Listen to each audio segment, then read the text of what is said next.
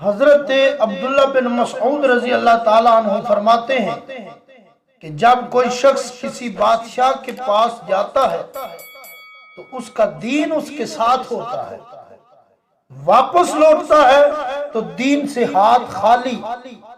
پوچھا گیا وہ کیسے؟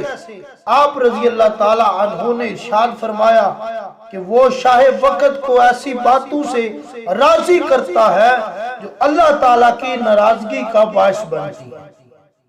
اور ہمارے بعض اسلاف کا کہنا ہے کہ جب تم کسی قاری کو مالداروں کے پاس جاتا دیکھے تو یقین کر لے کہ یہ ریاکار ہے، اور جب کسی عالم دین کو بادشاہوں کے دروازوں کے چکر لگاتا دیکھے تو یقین کر لے کہ یہ احمق ہے۔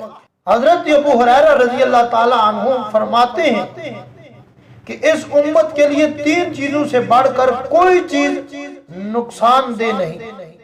وہ 3 چیزیں کیا ہیں؟ آپ فرماتے ہیں درہم و دینار کی محبت، حکمرانی کی محبت، اور بادشاہوں کے دروازے پر آنے جانے کی محبت۔ فرمائے اس سے بڑھ کر اور کوئی چیز نقصان دہ نہیں۔